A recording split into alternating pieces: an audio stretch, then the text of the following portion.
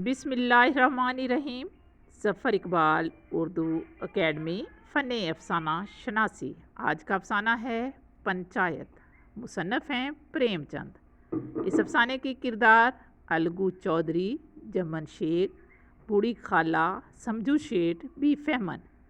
Theme, इस अफ़साने का theme बड़ा मुनफरिद सा है। पंच या जज के लिए इंसाफ मज़हब का दर्जा रखता है और गांव के लोगों के लिए इंसाफ तमाम रिश्तों से बढ़कर है। मुख्तसर तरीन खुलासा, अलगू चौधरी और शेख जमन बहुत गहरे दोस्त थे। शेख जमन की एक बूढ़ी खाला थी जो बे औलाद थी।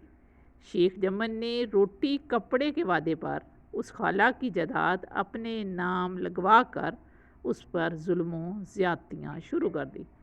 खाला ने पंचायत की धमकी दी और घर घर जाकर अपनी फरियाद सुनाने लगी, क्योंकि शेख जमन का बहुत चर्चा था। इसलिए वो समझता था कि उसे किसी की फरियाद की ज़रूरत नहीं। आखिरकार शाम के वक्त एक पेड़ के नीचे पंचायत बैठी। खाला ने अपनी वजाहत सबको सुनाई और सालस अलगू चौधरी को बनाया। शेख जुम्मन बहुत खुश हुआ कि वो कभी उसके ख़िलाफ़ फ़ैसला नहीं देगा। अलगू एक कानूनी आदमी था। उसने दोनों के इख्तलाफात सुने और फ़ैसला खाला के हक़ में दे दिया। ये सुनकर शेख जम्मन पर गुस्सा तारी हो गया और इस फ़ैसले ने उनकी दोस्ती की जड़ें हिला कर रख दी। अब वो अपने दोस्त के सख्त ख़िलाफ़ हो गया और बदले की आग में तड़पना शुरू हो गया। वो मौका की तलाश में था और उसे मौका भी जल्द ही मिल गया। एक साल कबल अलगू मेले से खूबसूरत बैलों की जोड़ी लाया था। पंचायत के एक माह बाद ही एक बैल मर गया, जबकि दूसरा बैल समझू सेठ एक माह के उधार पर ख़रीद कर ले गया। वो बैलगाड़ी चलाता था और गांव से गुड़ घी मंडी में ले जाता। वहाँ से तेल और नमक ख़रीद कर लाता और गांव में बेचा करता था। वो दिन में 3-4 बार गांव से मंडी और मंडी से गांव चक्कर लगाता था।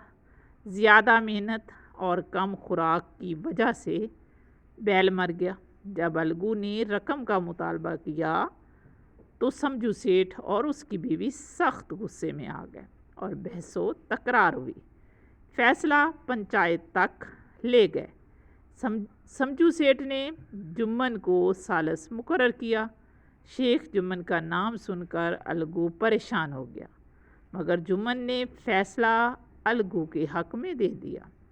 शेख जुम्मन अलगू के पास आए और गले लिपट कर कहने लगे, पहले मैं तुम्हारा दुश्मन था, मगर आज पता चल गया है कि इंसाफ की कुर्सी पर बैठकर कोई किसी का दोस्त या दुश्मन नहीं होता। जुम्मन की बात सुनकर अलगू का दिल भर आया और वो रोने लगा। दोनों के दिल साफ़ हो गए और वो पहले की तरह दोस्त बन गए। अब इस अफसाने से साबित ये होता है कि पंच बनना या जज बनना बड़ी ज़िम्मेदारी का काम है और जज के लिए इंसाफ करना मज़हब का दर्जा लगता है।